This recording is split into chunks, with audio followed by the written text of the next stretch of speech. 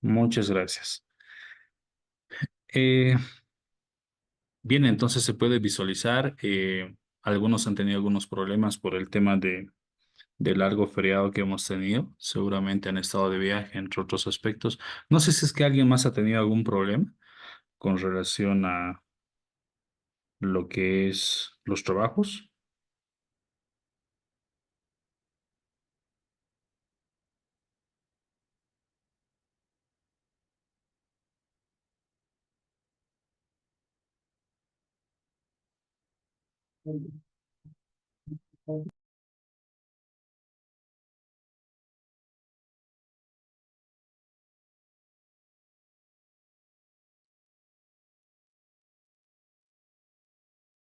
Bien, aparentemente nadie más ha tenido problemas. Ok, ¿les parece si Doctor, ampliamos? buenas noches. Sí, La verdad, yo por cuestiones de viaje no he podido ingresar a plataforma y no lo he podido realizar el trabajo que fenece hoy día, doctor. En ese sentido, puedo solicitar a su persona si puede ampliar el plazo para el trabajo, doctor. bien, alrededor de ya 5 colegas están solicitando la ampliación. Eh, Me parece bien. Creo yo que nuestros demás colegas no han tenido problemas, ¿no? ¿Les parece si Igual le solicitaría que pueda ampliar el plazo, por favor. Aún yo prácticamente no he podido completar las tareas. nos ha faltado, ¿no? Ya. No se entiende, se entiende. Eh, ¿Les parece si ampliamos hasta este domingo? ¿Qué fecha es este domingo?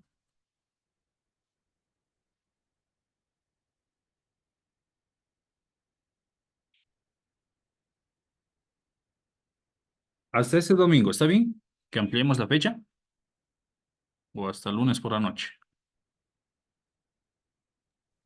Lunes por la noche, doctor, por favor. Ya, para darles un poquito más de tiempo. Perdón, doctor, ¿y el trabajo final que es para el 16, ese es inamovible o también vamos a tener opción a tener unos días más?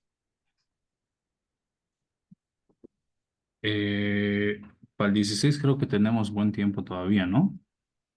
Si es que en caso extremo llegaran a tener problemas, podríamos ampliarlo, pero no creo, todavía tienen buen tiempo, ¿no? Eh, si es que existiría ese caso extremo, no habría problema, me lo hacen conocer, ¿ya? Mm, Está bien, doctor, muchas gracias.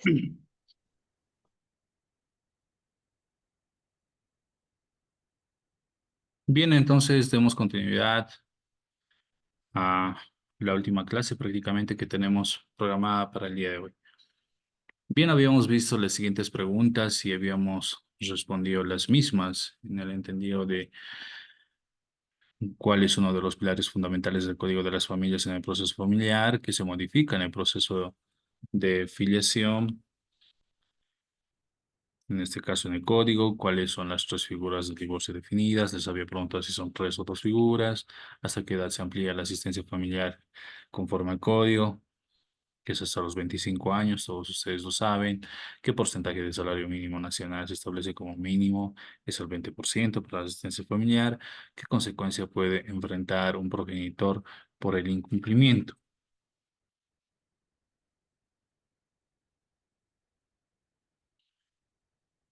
de la asistencia familiar. Con relación a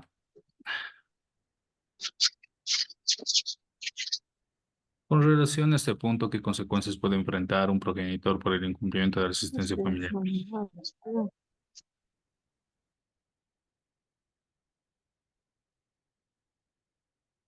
Quería hacer un poquito de hincapié con relación al mismo. Obviamente que cuando no se cumple con la asistencia familiar, se expide el mandamiento de aprehensión, obviamente después de la liquidación y todo ello, y entra privado de libertad por 6 meses. Cuando pasan los 6 meses, nuevamente aplican la liquidación de la asistencia familiar y nuevamente entra privada de libertad esta persona. Yo quiero escuchar participaciones también acá. ¿Cuántas veces se puede plantear una liquidación y detenerlo preventivamente a la persona por temas de asistencia familiar.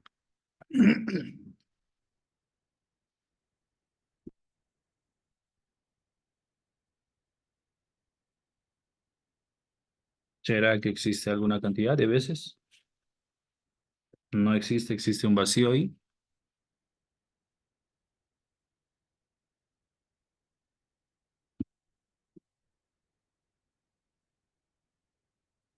Bien, mientras van revisando ello, quiero que hagamos el último ejercicio con todos ustedes. De la misma manera, pedirles por favor a que me manden al teléfono de WhatsApp y responder las siguientes preguntas. En este caso, ¿qué cambios introduce el código respecto a la unión libre o matrimonio de hecho?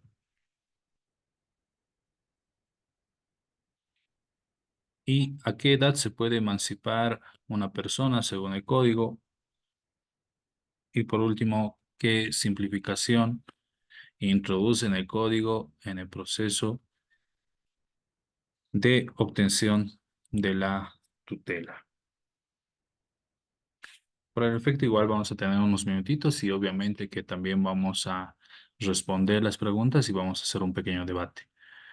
Tenemos unos 5 minutitos para que puedan responder, por favor, y de la misma manera, para efectos de registro, toda vez de que es nuestra última clase, voy a hacer el registro correspondiente de sus participaciones, de las respuestas que me manden al número de WhatsApp.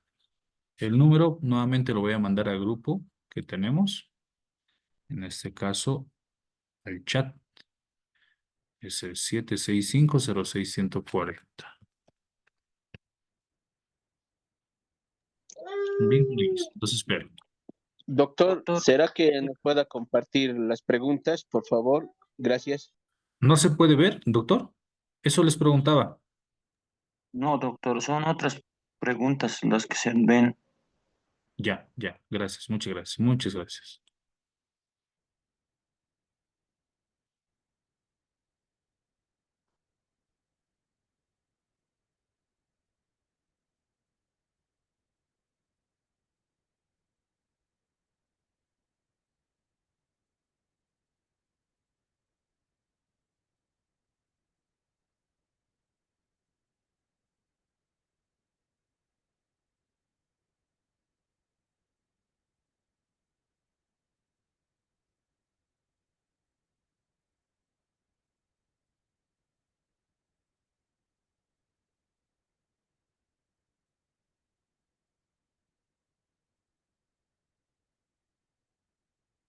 No sé si ahora sí se puede visualizar la pregunta 7, 8 y 9.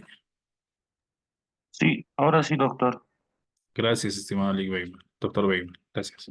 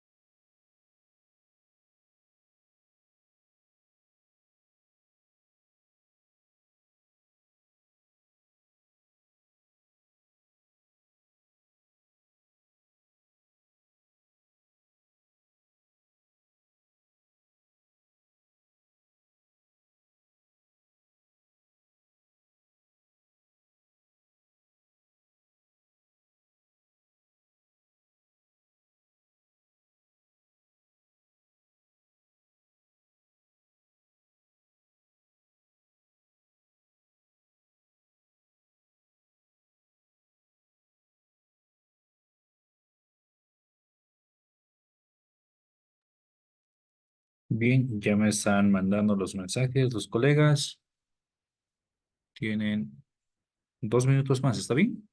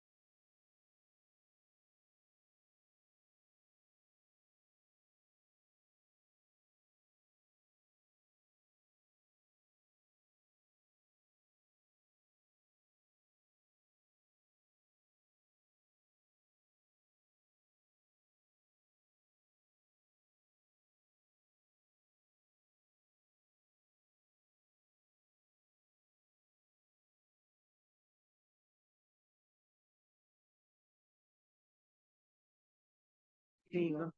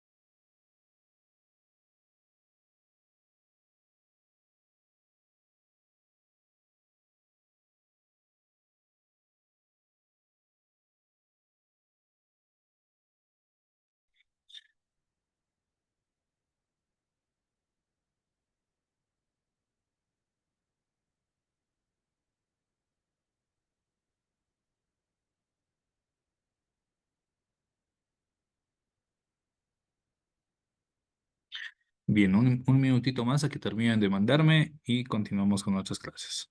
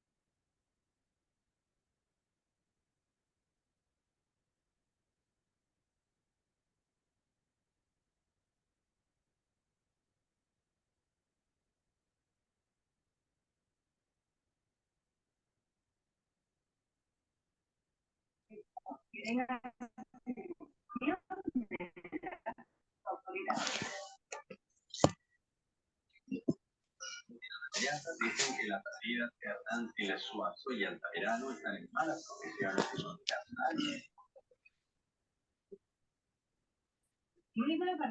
Ok, bien. Damos continuidad a nuestras clases.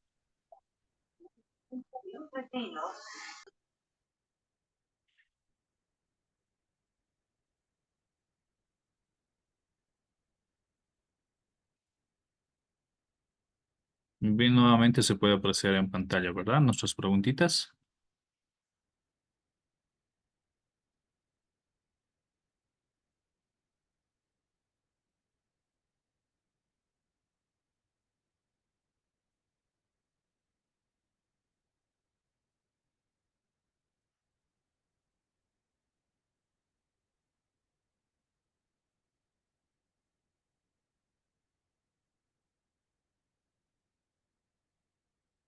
Ok, damos continuidad y vamos a hacer nuestras últimas revisiones a los trabajos que vamos a presentar.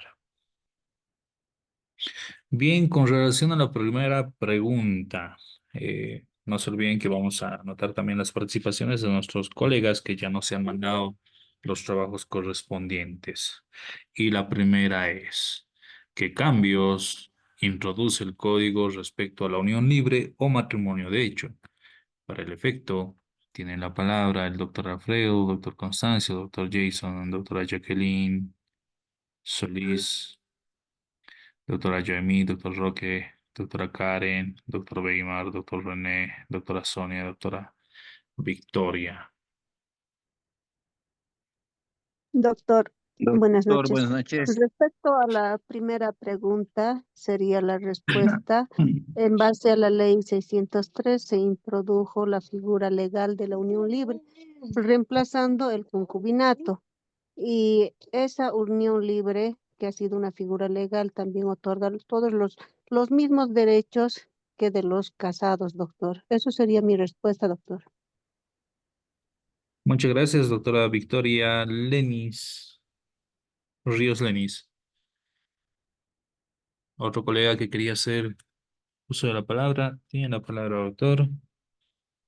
Doctor, también acotando lo señalado por la colega, es que si bien ya se introdujo formalmente el tema de la unión libre, también es que no se, bueno, ya se deja de lado la existencia de algún tiempo de convivencia, ¿no? Es decir, que no se ya no se toma en cuenta esos 2 años de convivencia continua para la procedencia de la misma, sino más al contrario, basta únicamente reconocer los requisitos como es la singularidad, la existencia de un proyecto de vida en común, para que pueda darse o pueda implementarse este tema de la unión libre o matrimonio de hecho. Además que también esté simplificado con relación a su tramitación, pues es tramitado en la vía extraordinaria.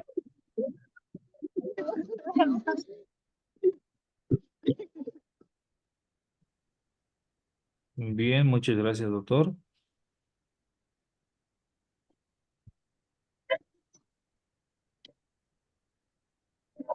Doctor, Sí, doctora. también Doctora en la misma Paola. pregunta. Su nombre, por favor, Karen, Paola. Mayra Rojas. Ah, Le Mayra mandé, Rojas. doctor, igual. Sí. Sí. Tiene la Bueno, palabra, doctor. sí, también decimos que la unión libre es conocida como un concubinato, ¿no? Y esta es reconocida legalmente si se cumplen ciertos requisitos, ¿no? Los requisitos para el reconocimiento legal de una unión libre sabemos que es la cohabitación y vida en común de manera continua y estable, la capacidad legal y el consentimiento. Asimismo, también se reconoce la unión libre, si se puede hacer de manera consensuada o unilateral, se lo puede hacer también ante una oficialía de registro civil y se puede hacer por la vía judicial, entre algunas, ¿no? Gracias, doctora Mayra. Antes de la doctora Mayra, ¿qué colega ha intervenido? Doctor, ¿cuál era su nombre? El doctor René Rico, doctor. Rico. Muchas gracias, estimado doctor. Bien, antes de pasar a a la siguiente pregunta, evidentemente, también um, nuestra Constitución establece la unión libre con relación a los mecanismos y efectos con relación al matrimonio civil, que refiere también ver el tema de los hijos y de los bienes en pareja, ¿no? En este caso, la unión libre, como ustedes lo han manifestado, también es conocida también como el concubinato. Se reconoce legalmente si se cumplen ciertos requisitos.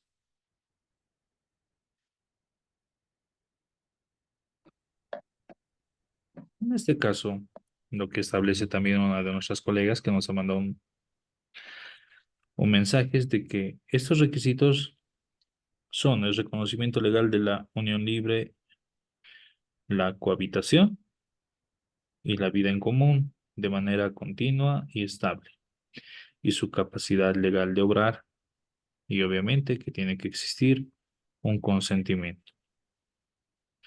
Para el reconocimiento de la unión libre, se puede hacer de manera consensuada o unilateral, se puede hacer ante un oficial de registro civil, se puede realizar por la vía judicial.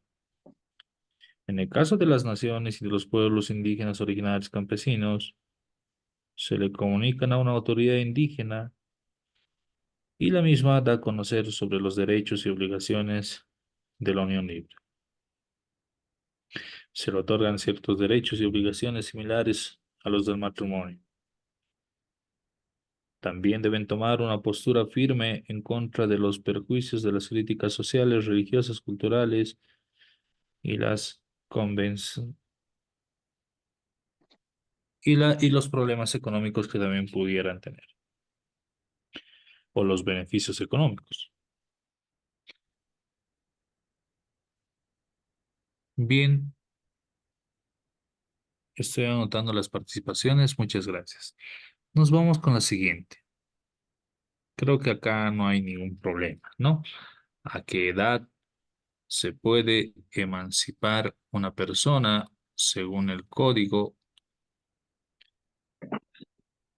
Tienen la palabra, estimados colegas. Doctor, Sí, doctora. hola. Ya, doctor, la edad que se puede emancipar sería los 16 años y esto ya está establecido, ¿no? En el artículo am, del 107. Bueno, estaría más en el título de emancipación desde el 105 hasta el 108, doctor, la emancipación que se pueda realizar de los menores de edad de 16 años. Y esta emancipación también puede ser uno por la vía notarial, también por la vía judicial y asimismo por el matrimonio o la unión libre que se pueda efectuar, doctor. Eso es. Muchas gracias. ¿Alguien más que quiera participar, estimados doctores? ¿Su nombre, doctora, es? Jacqueline Solís, doctor. Jacqueline Solís. Evidentemente, en nuestro Código de las Familias se establece en el artículo 105, la cual establece sobre el carácter de la emancipación y los actos de emancipación. Y en este caso, la emancipación capacita al menor para regir su persona y administrar los bienes que el mismo tenga. Y también establece la normativa. Enseguida le cedo la palabra a la doctora Yemi. También la normativa establece de que el emancipado no puede realizar actos de disposición sin observar previamente las formalidades prescritas para enajenar o gravar los bienes.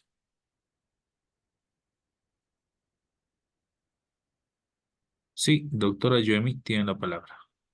Doctor, buenas noches compañeros. Con relación a la pregunta, como ya lo había señalado usted y también la compañera, que eh, la edad es, según el artículo 105 al 108 del Código de Familia, nos señala que la edad es a los 16 años. Y esto se lo puede realizar en la vía administrativa ante un notario de fe pública y en la vía judicial en el juzgado correspondiente, doctor. Muchas gracias, doctora Yoemi Fernández. Evidentemente, estimados colegas, ante la vía notarial también establece nuestro Código de las Familias y establece de que la persona que ha cumplido la edad de los 16 años que ustedes han dado a conocer puede ser emancipada. En este caso, de quienes tienen la autoridad parental o de la calidad de tutor que tiene. Y esto se lo puede realizar mediante una declaración ante un notario de fe pública. En este caso, la persona que quiere emanciparse presentará el testimonio de la misma ante el Servicio de Registro Cívico. Y evidentemente también existe en la vía judicial. En este caso, si los padres o el tutor también no están de acuerdo con la emancipación, la persona interesada a través de una o un pariente o un defensor de la niñez o adolescencia puede demandar la emancipación por la vía judicial. Entonces, también en este caso, la Defensoría de la Niñez y Adolescencia de cada municipio también puede solicitar la emancipación. Sí, doctor, Sí. no sé si me permite. Sonia Rodríguez. Ah, primero el colega y después la doctora Sonia Rodríguez. Doctor, sí tiene la palabra. Gracias, doctor. Quería hacer un comentario respecto a la emancipación de la pregunta 8. Obviamente, doctor, es a los 16 años de edad, de acuerdo a lo que establece el artículo 106, 107 y 108 de la ley 603. Ahora, doctor, quería referirme a lo siguiente.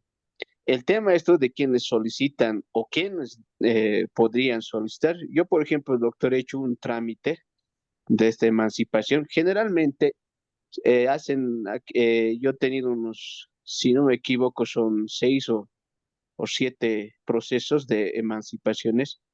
Generalmente han sido de jóvenes que cumplen sus 14, 15, 16 años, los que han abandonado, yo y eso lo he visto, ¿no? Por ejemplo, en el trabajo, abandonan el colegio Y una vez abandonado en el sistema regular a sus 14 años, 15 años, pues, cuando tienen los 16 años, necesariamente esto en un colegio o en una escuela de SEAS, les piden a estos jóvenes hacer el proceso de emancipaciones, les piden a efecto de que ellos mismos puedan administrar tanto sus bienes, tanto en educación, puedan decidir, en este caso, se les pide este requisito a los jóvenes que sigan en vía notariado, uno, o bien en la vía judicial. Yo generalmente lo hago en la vía notarial y en algunos casos también en vía judicial.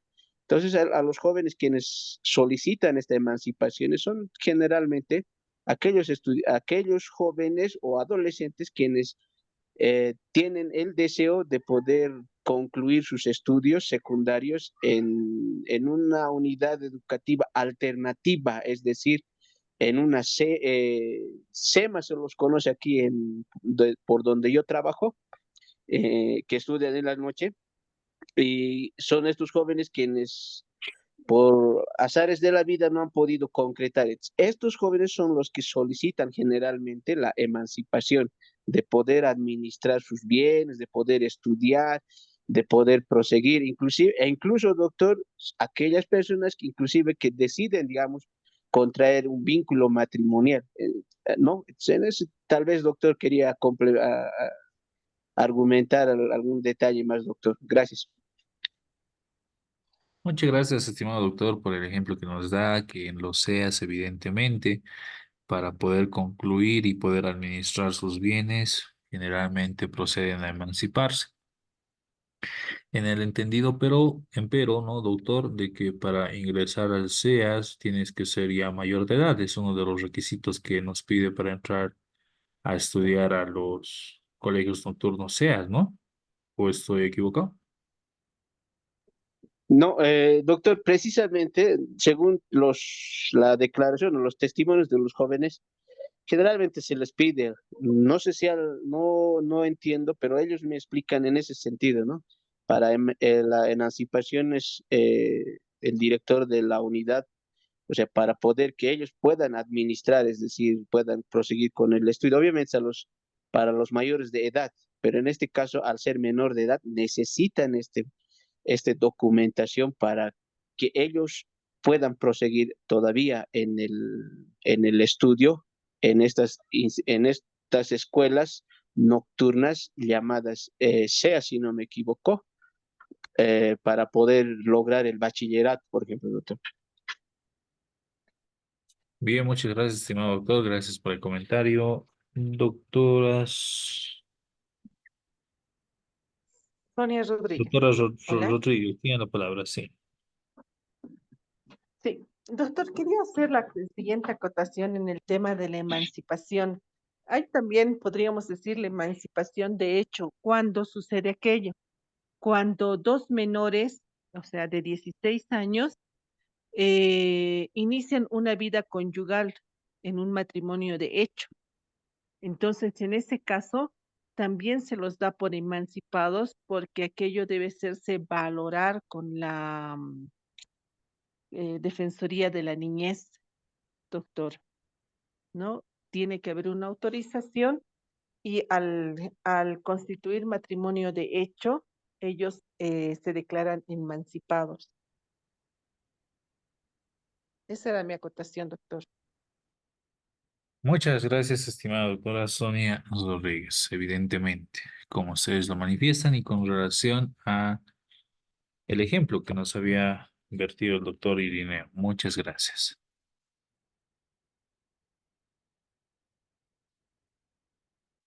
En este caso, en la vía judicial, va a corresponder la emancipación. En este caso, si la autoridad judicial, en este caso, si es que el interesado va a corroborar si es que es apto para regir y dirigir su misma persona los bienes, y eso se va a dar, obviamente, de acuerdo a un informe psicosocial, el mismo que va a ser emitido por la Defensoría de la Niñez y Adolescencia. No se olviden que lamentablemente con relación a ello también corren el riesgo de que esta persona o este joven pueda hacer un mal uso de los bienes que se le han entregado, ¿no? En este caso, obviamente, por los distintos problemas de la vida que se atraviesan. En este caso me refiero a derrochar y malgastar el dinero en otras cosas.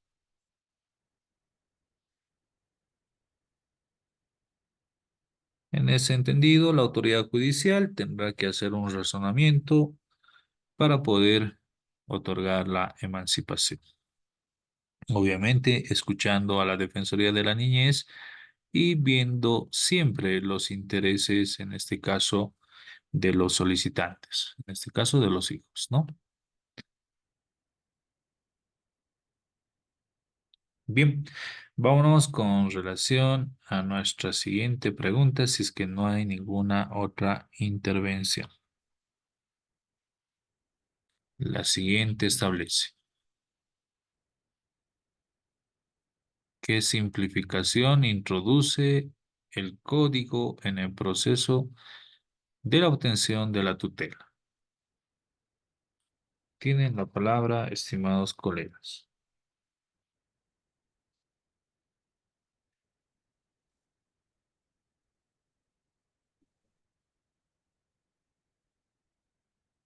¿Qué simplificación introduce el código en el proceso de obtención de la tutela?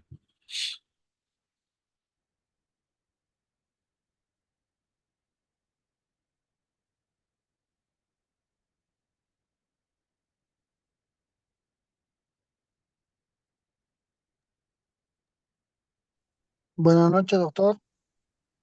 Estimado doctor Juan Roque, tiene la palabra. Gracias, doctor. Bueno, en nuestra normativa vigente, doctor, tenemos, ¿no?, que la tutela es un instituto jurídico que otorga en Bolivia a una persona mayor de edad para cuidar de un niño o niña adolescente. Quien la otorga es el juez público en materia de la niñez y adolescencia. ¿Cuándo la otorga? Cuando los padres fallecen o pierden su autoridad o están suspendidos en el ejercicio de ella. Doctor, acá podríamos ver también que según la ley 548, en el artículo 66, en el artículo 67 y 68, podemos evidenciar que se ha simplificado tanto en el hecho de que, por ejemplo,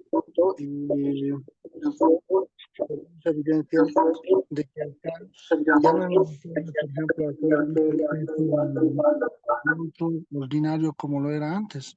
Simplemente acá, a petición, por ejemplo, de las defensorías de la niñez y adolescencia o a petición de los familiares del menor de edad, es que el juez de la niñez y adolescencia es quien ha de evidenciar mediante la petición o los informes que dan la Defensoría de la Niñez y Adolescencia, emite inmediatamente una resolución verificando qué familiares tiene cercano y quién podrían ser los tutores. Así también a la inexistencia de los familiares de los menores de edad, el Estado es quien asume como tutor, doctor. Entonces, esa es una simplicitud que anteriormente no la teníamos, que actualmente la tenemos y es incluso más sencillo tanto para los familiares de los menores, doctor.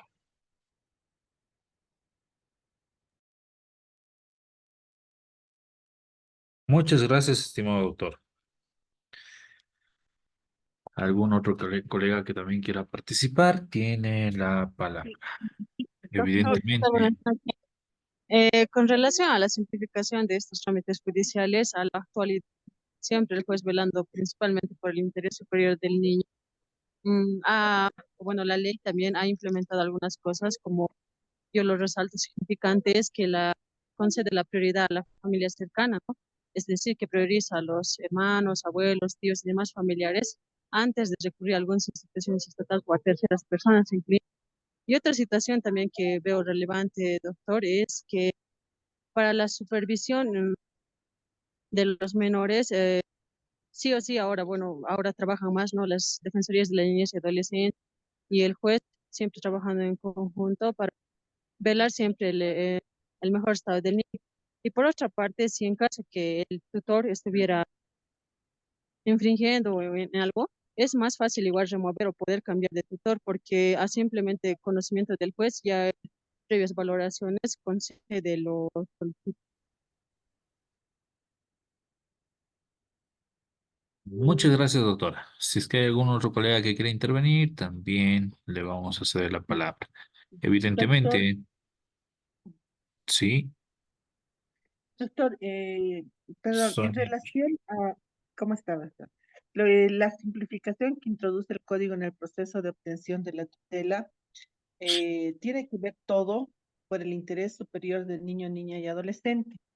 Antes, por exacto. ejemplo, la tutela la pedía un miembro de la sociedad, no, y se lo otorgaba a un familiar.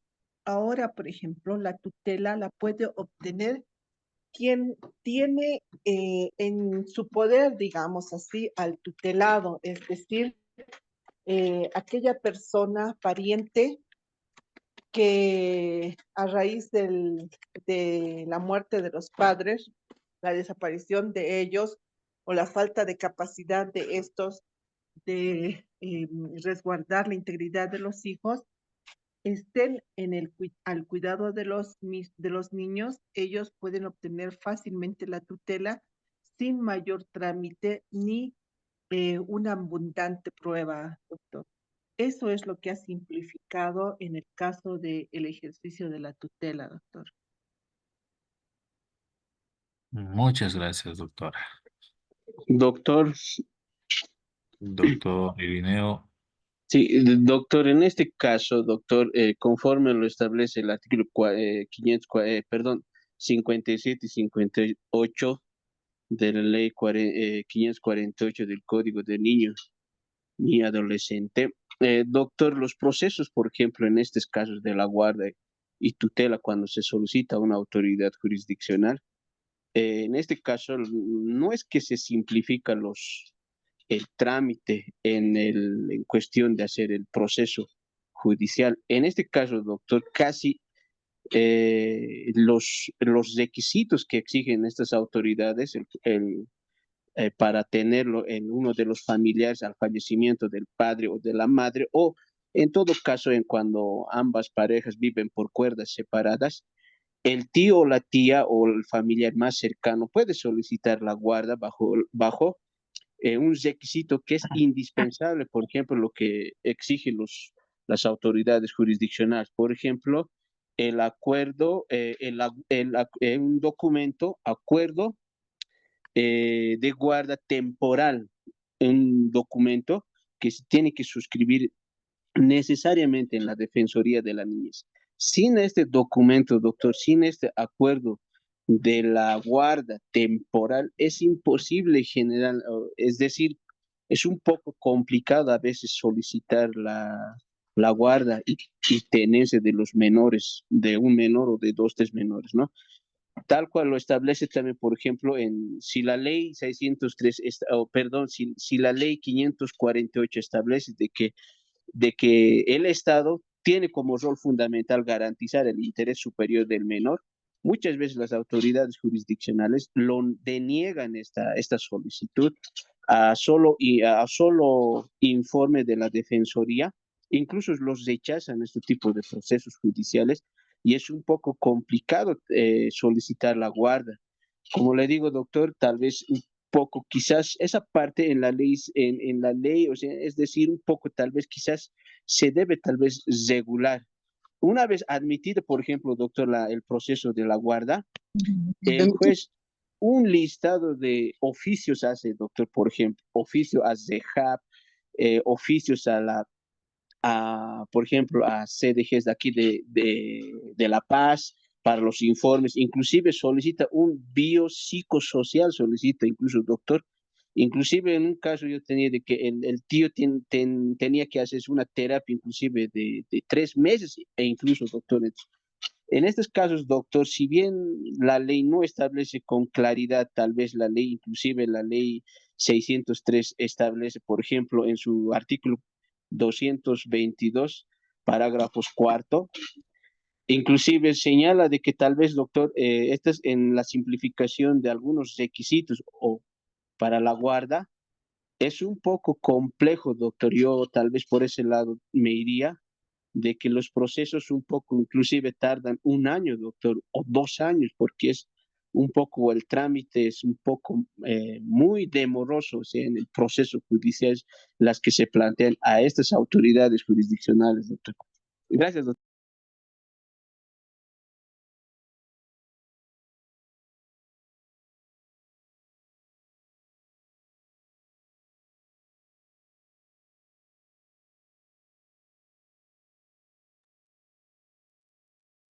Bien, muchas gracias por las participaciones. Evidentemente, tiene mucha razón, estimados colegas.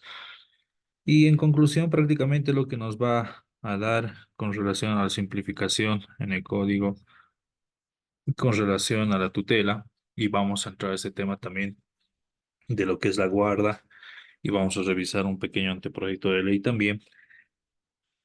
Dentro de las ventajas de las simplificaciones estaría siendo de que otorga mayor protección para los menores de edad, siendo de que es el interés superior del Estado el defender a los niños, niñas y adolescentes y también a los que son incapaces, es decir, para los que tendrían ciertos problemas de capacidades de obrar. También en este caso es prácticamente una menor carga burocrática, ¿no? Al mismo tiempo, otorga una rapidez para que se otorguen las resoluciones en procesos, en este caso, con relación a la tutela. Bien, voy a compartir el siguiente,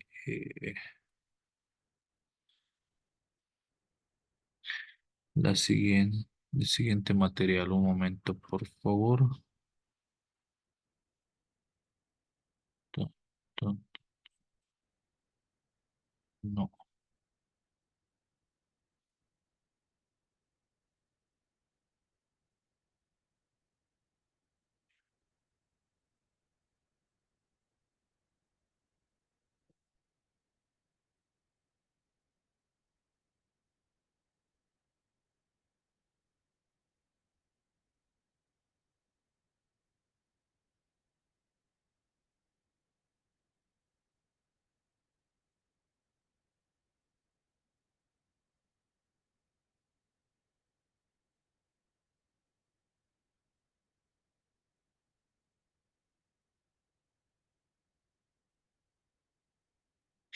Bien, también para concluir esta parte de la tutela, podríamos decir de que prácticamente se simplifica en algunos casos con una sola audiencia oral. Antes, como ustedes decían, se veían juicios prácticamente extensos, incluso otros que duraban años, de acuerdo a su artículo 67, en este caso a la obligatoriedad de la tutela, en este caso los parientes eh, que sean plenamente capaces de obrar, están obligados a desempeñar en este caso de manera obligatoria la tutela. Esto incluye también a los parientes colaterales. En este caso también el tutor, a partir de su designación, debe presentar en un plazo de 5 días un plan general, como decía, ¿no? El doctor Irineo, sobre la manera que cumplirá esta responsabilidad.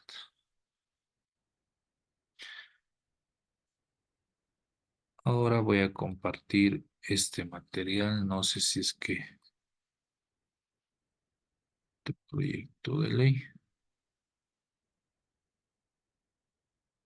Proyecto de ley, Luis Alberto Arce, anteproyecto para incorporar la alineación. Ya.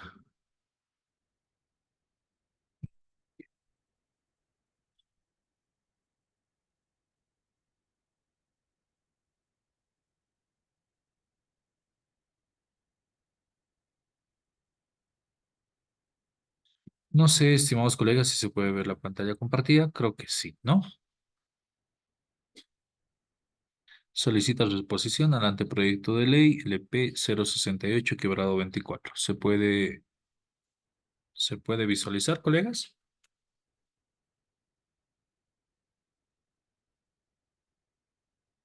Sí, ¿verdad? Sí. Ya Sí, vi que doctor. sí. Muchas gracias, doctora. Bien, como ustedes pueden observar, en este caso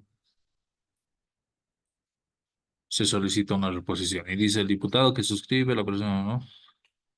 Em, el ejercicio de sus funciones y de acuerdo a lo establecido en el artículo 117 del Reglamento General de la Cámara de Diputados, solicita a su autoridad la reposición del proyecto de ley número 421, quebrado 2023-2024, ley modificatoria al artículo 216, parágrafo tercero. Por favor, si es que alguien puede buscar también el artículo 216 del parágrafo tercero de la ley 306 que revoca la guarda y otorga la guarda compartida o total del menor ante el impedimento injustificado en el derecho de las visitas.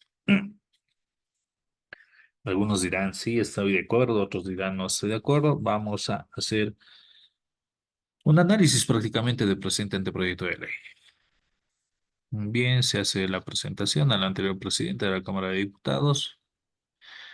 Y nuevamente, en el marco del Reglamento General de la Cámara de Diputados, remito a su presidencia el proyecto de ley, modificación al artículo 216, parágrafo tercero de la ley 603, que revoca la guarda y otorga la guarda compartida o total al menor ante el impedimento injustificado en el derecho de las visitas. Acá ha habido un error, ¿no? Bien, el anteproyecto de ley, ahí hace la exposición de los motivos y hablan sobre la Constitución y vamos a hacer una pequeña lectura. Dice, a partir de la nueva Constitución Política del Estado de Bolivia se han proyectado y modificado y puesto en vigencia las normas relacionadas a la protección y el fortalecimiento de la familia como una de las prioridades del Estado, reglamentando sus derechos, deberes y obligaciones, asimismo regulando la relación de sus integrantes entre sí, la relación con el Estado y del Estado con la familia, ya que como es sabio, y citando al filósofo Friedrich Engels, la familia es la primera institución social, pues a partir de la familia una sociedad determina su desarrollo, sus principios, valores, ética y moral.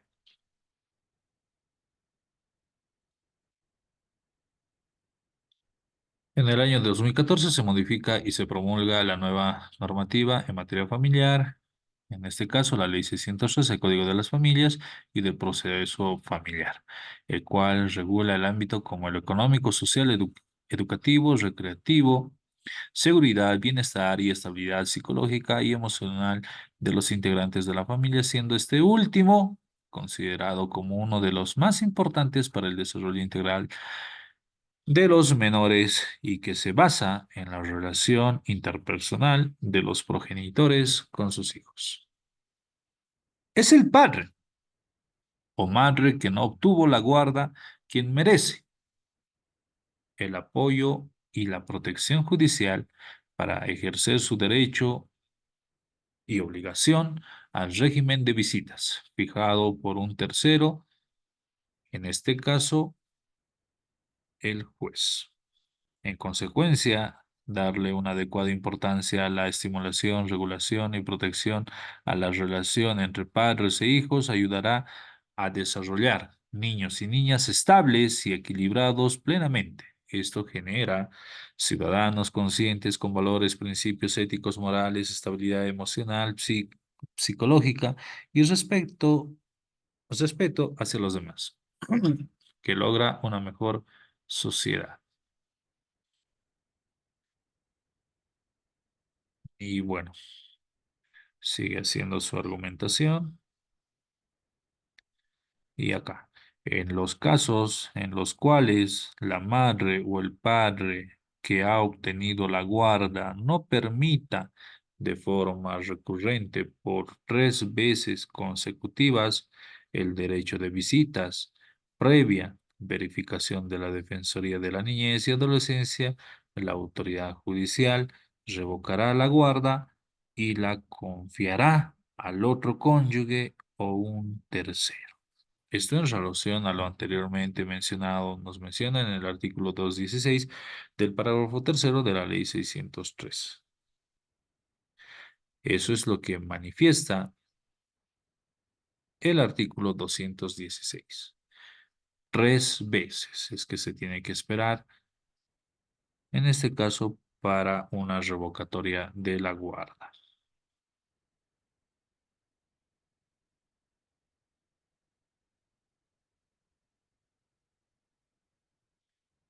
También establece que en ese sentido es muy importante mantener estable la salud emocional y psicológica del menor como un interés superior del Estado, generando una consecuencia ante estos actos reprochables de prohibir o impedir la manera injustificada la visita de su otro progenitor.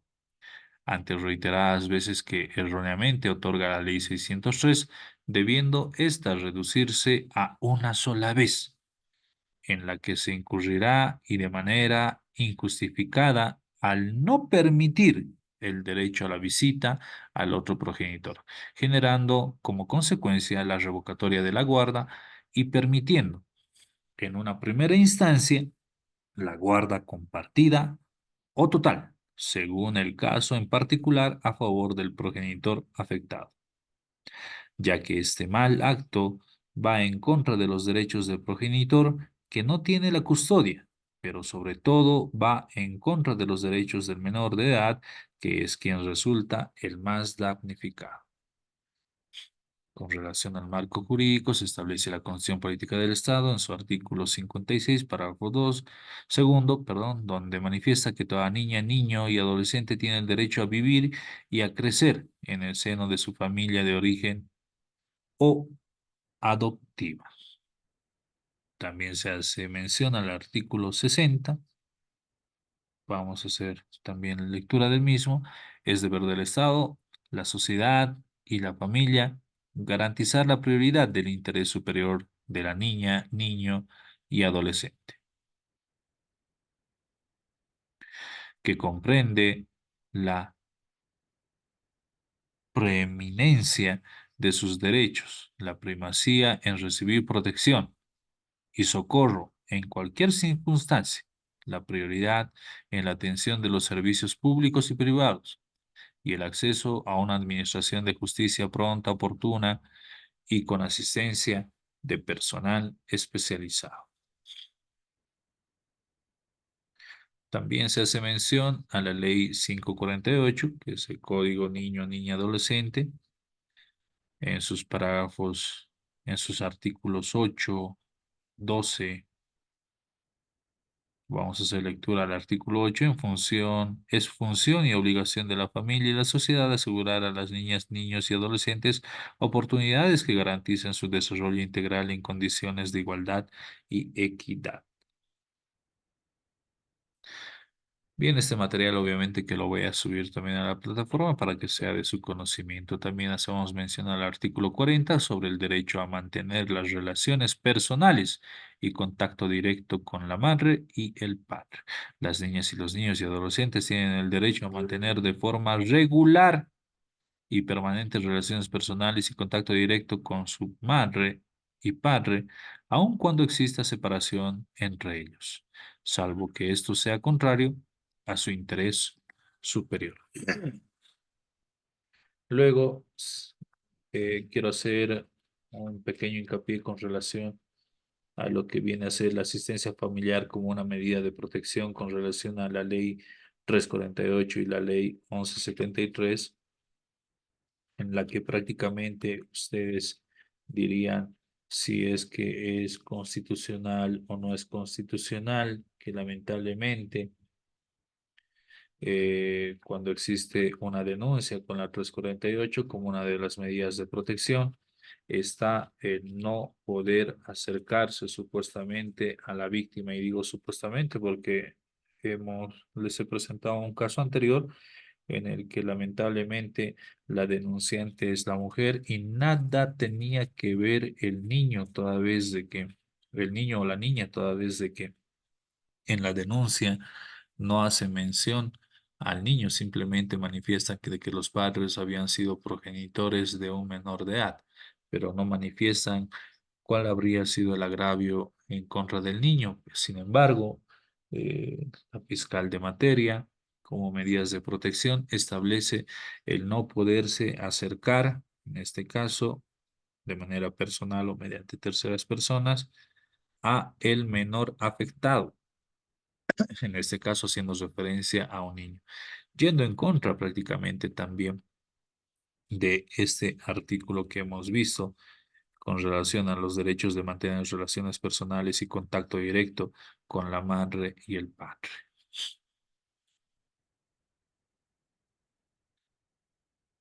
Ahí también el artículo 41 nos habla sobre los deberes de la madre y el padre y lo que establece las Naciones Unidas con relación a esta normativa, que también es importante poder hacer mención con relación a ello. Establece y también tenemos jurisprudencia con otras legislaciones de otros países. Las Naciones Unidas, con relación a la Convención sobre los Derechos del Niño, promulgada por las Naciones Unidas en el año 1969, obliga a los estados partes a velar porque el niño no sea separado de sus padres contra la voluntad de estos, excepto cuando la autoridad competente determinen de conformidad con la ley y los procedimientos que tal separación es necesaria en interés superior del niño, como aquellos casos de maltrato o grave descuido por parte de los padres. Al respecto, tenemos una legislación comparada con relación a nuestro hermano país, que es Chile, y en su Código Civil, en su artículo 225, en su numeral primero, también establece los derechos de los padres. Y en este caso, en el caso de Chile, vamos a ver el artículo 229 de su Código Civil, el cual establece que el padre o la madre que no tenga el cuidado personal del hijo tendrán el derecho y el deber de mantener con él una relación directa y regular, la que se ejercerá con la frecuencia y la libertad acordada directamente con quien lo tiene a su cuidado, según las convenciones a que se refiere el inciso primero del artículo 225 y bueno, y demás, ¿no? Y lo más importante, nos refiere en el caso de la legislación chilena, el padre o madre que ejerza el cuidado personal del hijo no obstaculizará el régimen de la relación directa y regular que se establezca a favor del otro padre, conforme a lo perpetuado en el presente artículo, que es el 229. Se suspenderá o restringirá el ejercicio de este derecho cuando manifiestamente perjudique el bienestar del hijo, lo que declarará el tribunal fundadamente. En el caso de Costa Rica también existe legislación comparada y bueno, entre comillas, refiere, corre el riesgo de ser procesado por el delito de desobediencia a la autoridad cuando en el caso costarricense es frecuente encontrar resoluciones, la advertencia hacia las partes de que en caso de no acatar las instrucciones del juez ante el incumplimiento del régimen de visitas, ¿no? Son un poco más rigurosos con relación a las visitas. También tenemos legislación comparada con relación a Francia. y dice el hecho de negarse indebidamente a presentar a un niño menor a la persona que tenga el derecho a reclamarlo será castigado con 1 año de prisión y multa de 15.000 euros.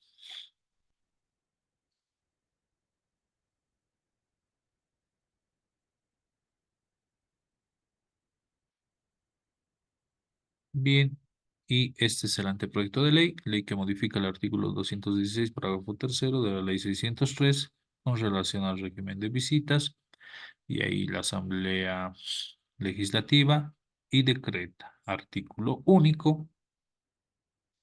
Se modifica el artículo 216, parágrafo tercero de la ley 603 bajo la siguiente redacción. Cuando la madre o el padre que ha obtenido la guarda impida de manera injustificada el derecho de visita al otro progenitor, previa verificación de la Defensoría de la Niñez y Adolescencia, la autoridad judicial, previo análisis particular, revocará la guarda y otorgará la guarda compartida o total en favor del otro progenitor o un tercero. Al respecto, estimados colegas, escucho sus comentarios si es que así existieran.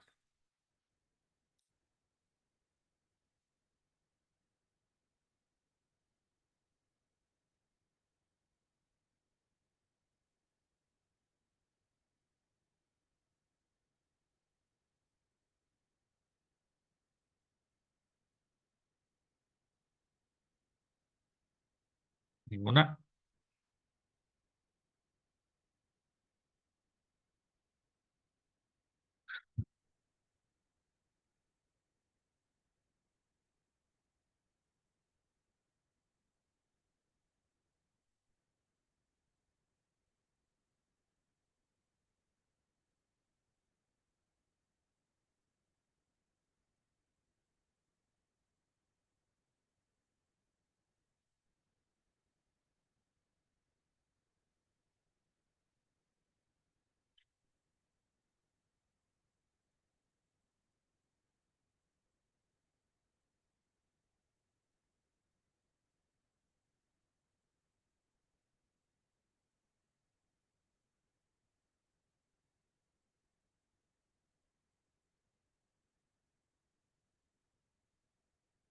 Pregunta, estimados colegas, ¿puede el juez público en materia familiar homologar un documento de requerimiento fiscal mediante medidas de protección donde se determina la asistencia familiar?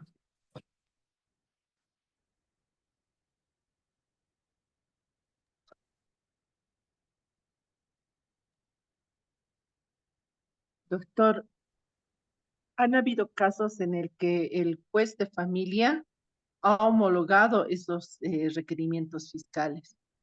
En todo caso, es competencia del juez de familia, ¿no? Ya, Doctor, en sí. este caso, doctor, los requerimientos o lo que usted se refiere, doctor, de la fijación de la asistencia familiar o las medidas de protección, o bien donde se establezca el sagrado derecho de la asistencia familiar, la que una autoridad fiscal o un representante del Ministerio Público pueda efectuar y luego solicitar la homologación de este documento, doctores, no es viable, doctor. Es decir, las autoridades jurisdiccionales, es decir, el juez de familia no homologa, doctor. Y porque yo lo he intentado homologar y eh, eh, no ha lugar, me dijo el doctor, no, es decir, un acuerdo de la fiscalía, doctor, no lo realiza.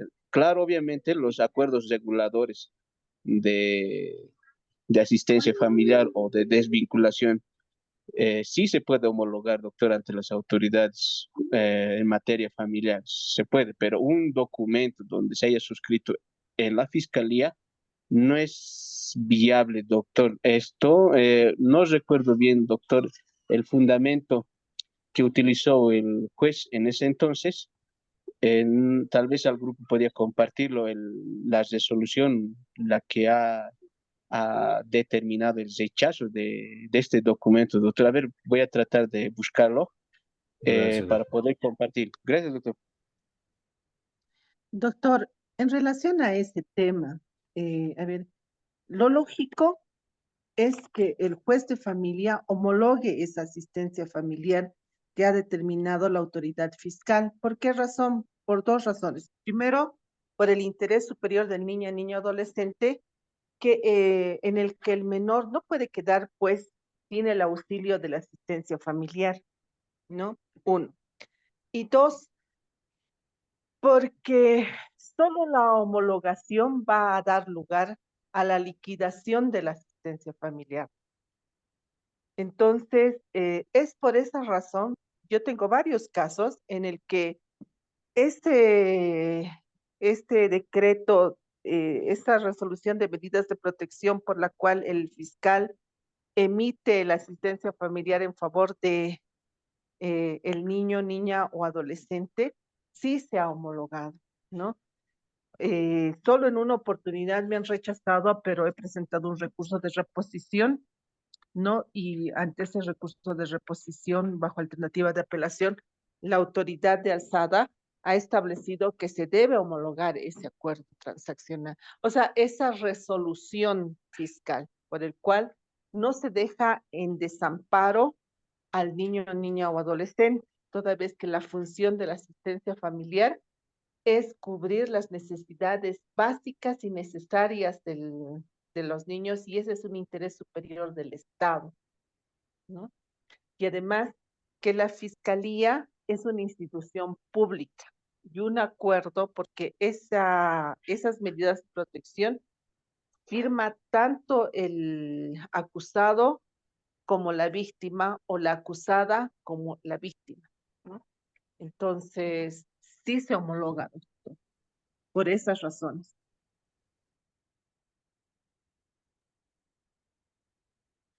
Bien, muchas gracias.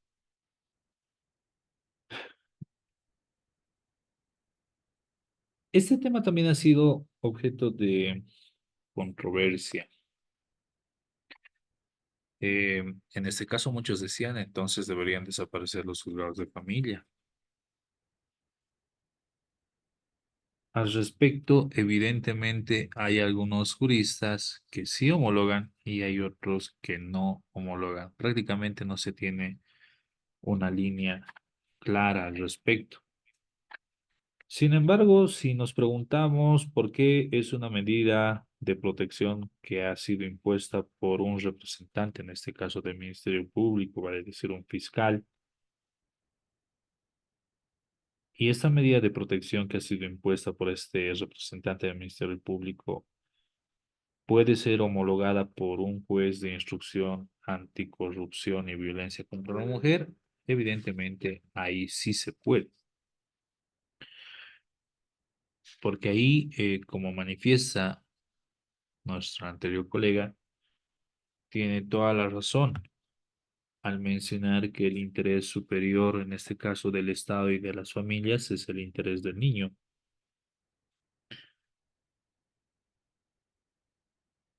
Es importante mencionar que las medidas de protección producto de una denuncia penal son medidas provisionales que están relacionadas con la protección y la salvaguarda del derecho a la vida y la integridad física, psicológica y sexual, en este caso de la mujer. También de los niños o sus dependientes, en este caso, referirnos a los niños, siendo que los mismos pueden ser modificables y suprimidas cuando hayan sido y hayan cumplido su finalidad. Es decir, una medida cautelar que establece una autoridad fiscal puede ser sujeto a modificaciones, porque no nos olvidemos que todavía estamos en un proceso de investigación. Por eso la autoridad judicial en materia familiar tendría que analizar muy bien si es que llegara a homologar o no esa resolución de medida de protección. Al respecto del artículo 61 de la Ley 348, dispone también sobre las medidas de protección que han sido adoptadas por el Ministerio Público cuando se tratan de delitos obligatoriamente, que deben ser homologadas por el juez de instrucción anticorrupción y violencia hacia la mujer, con el objeto de que esta autoridad judicial sea que confirme o restrinja o modifique o amplíe esas medidas de protección que se han impuesto. Pero existe un vacío con relación a la competencia de la autoridad judicial en materia familiar. Muy interesante ese análisis. Yo les pregunto, ¿por qué las medidas de protección no son acuerdos, sino que son imposiciones unilaterales que han sido realizadas por un representante del Ministerio Público?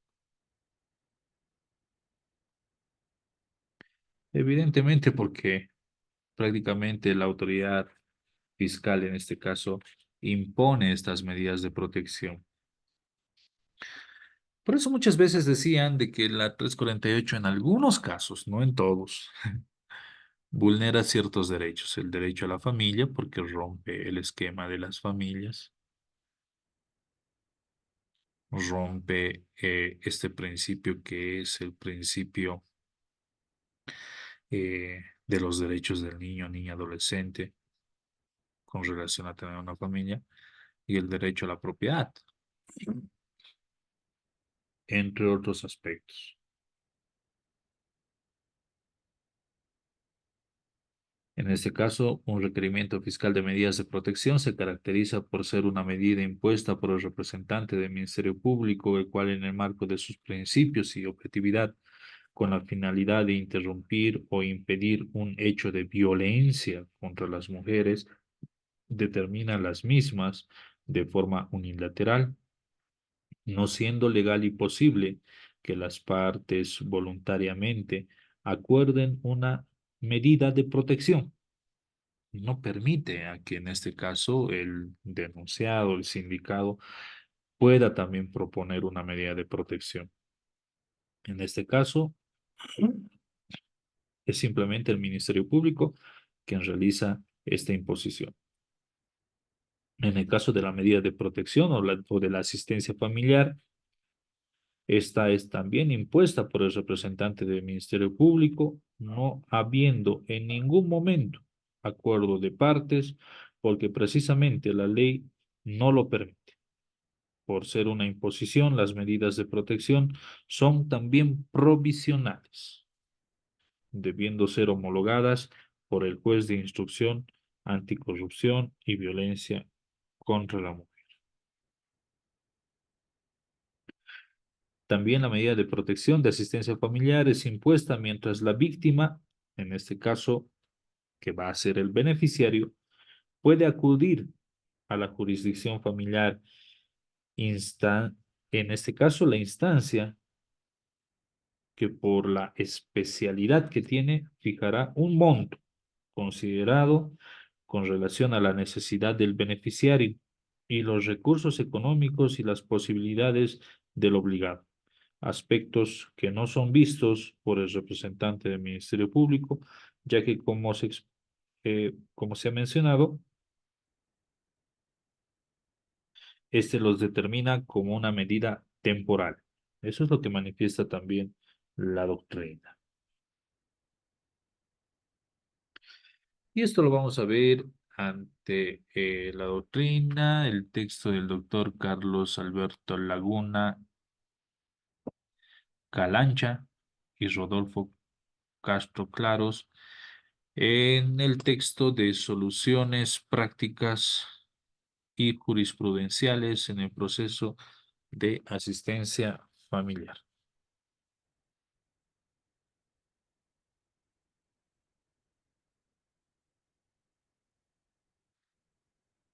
Bien, eh, continuamos. Tenemos un trabajo que realizar. Sin embargo, también quiero compartir el siguiente documento.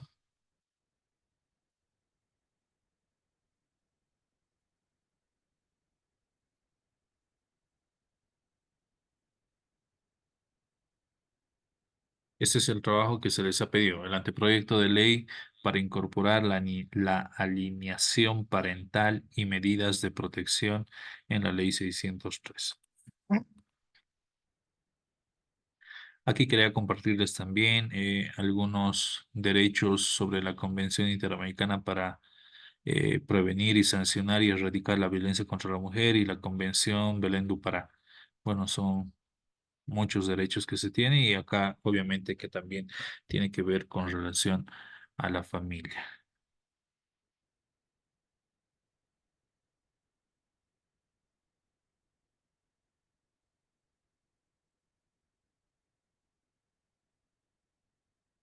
Un momentito, un momentito.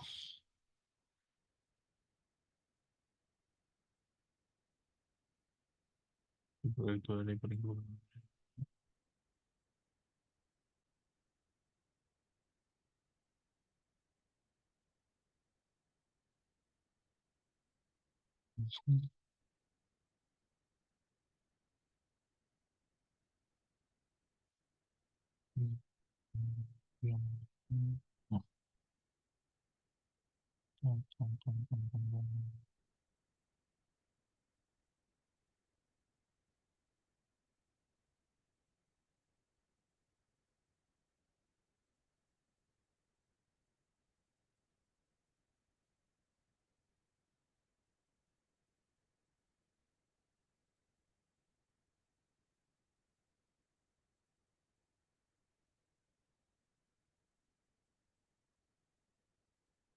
Bien, aquí les quería presentar eh,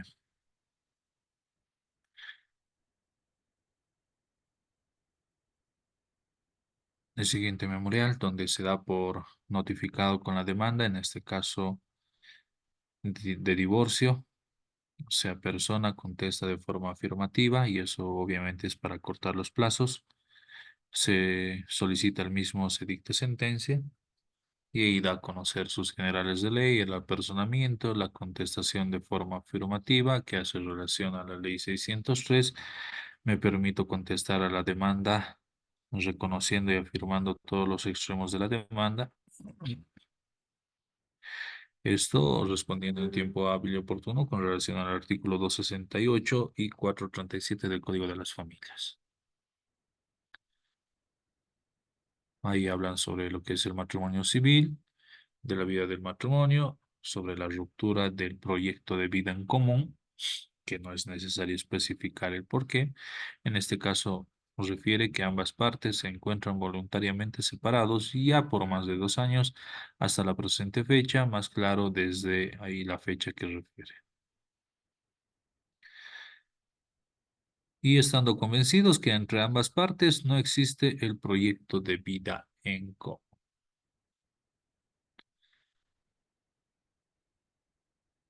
Sobre la asistencia familiar, establecen que la asistencia familiar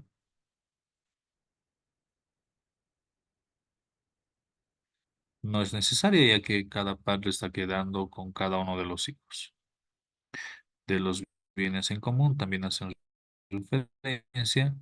Asimismo, dentro de nuestra convivencia matrimonial no hemos adquirido ningún tipo de bienes muebles e inmuebles que fueren susceptibles de división y partición entre los cónyuges y la petición. Contesta de forma afirmativa con todos los extremos de la demanda y solicita resolución, sentencia de divorcio, ¿no? Señalando domicilio y todo ello. Bien, también quería presentarles lo siguiente.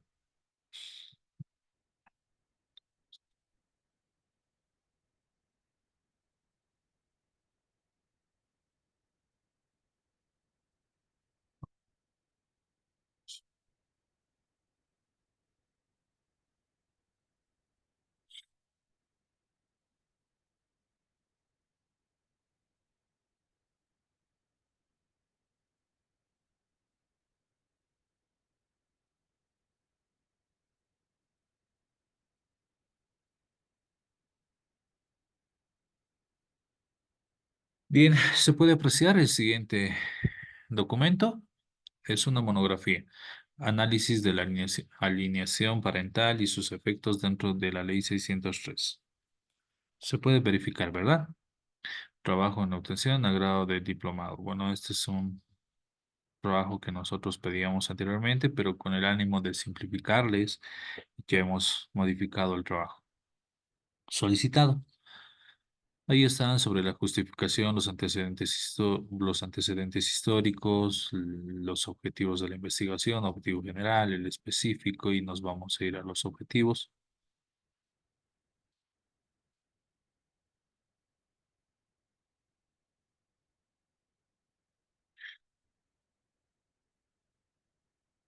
Esta investigación con relación a la justificación se realiza con el propósito de evaluar y analizar el objetivo jurídico de la alineación parental y los efectos que pueden causar dentro de la Ley 603 del Código de las Familias. Es necesario definir de forma los efectos que conllevan ese tipo de síndrome dentro de la justicia boliviana en cuanto al Código de las Familias se refiere. ¿Qué refiere, no? Sobre los objetivos, investigar y analizar el efecto de la alienación parental dentro de la Ley 603, los objetivos, definir el concepto clave, consideraciones de los efectos negativos de la alienación parental, establecer la vulneración de los derechos del menor según la Ley 603.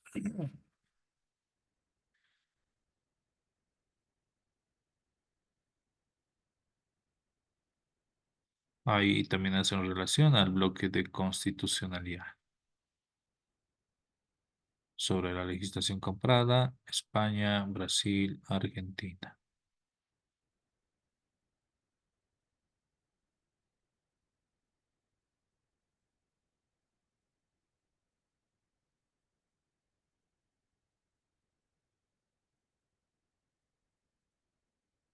Conclusiones.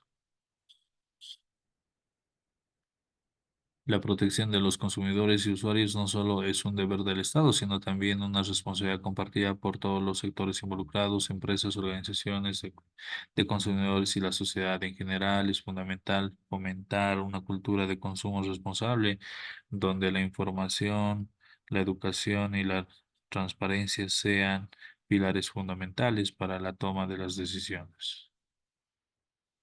Recomendaciones: es necesario que para detectar este tipo de síndromes en los menores de edad y para que éste sea válido, se necesita un informe psicológico que debería estar a cargo de la trabajadora social o en todo caso de una psicóloga para que éstas puedan ser evaluadas por el juez y que esta situación no avance más. Todo esto por el bienestar del menor para que éste pueda desarrollarse de forma normal dentro de la sociedad.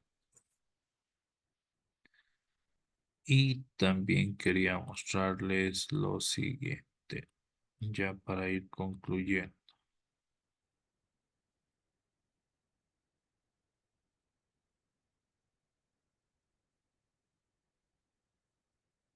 Bien, aquí dándoles una pequeña ayudita con relación a lo que es nuestro trabajo. Anteproyecto de ley para incorporar la alienación parental y medidas de protección a la ley 603, exposición de motivos, el objetivo general, incorporar en la ley 603 la disposición que reconozca la alienación parental como una forma de violencia psicológica contra los niños, niñas, niños y adolescentes y establecer mecanismos legales y psicológicos para su prevención, tratamiento y su sanción. El objetivo, la definición, los principios, la medida de prevención, identificación de la alineación parental, el procedimiento especial, la sanción, asistencia psicológica obligatoria. Se habla sobre la restitución de los vínculos familiares y las disposiciones finales. Incorporar las disposiciones del presente anteproyecto como un capítulo adicional en la Ley 603. Y bueno, todo lo que manifiesta.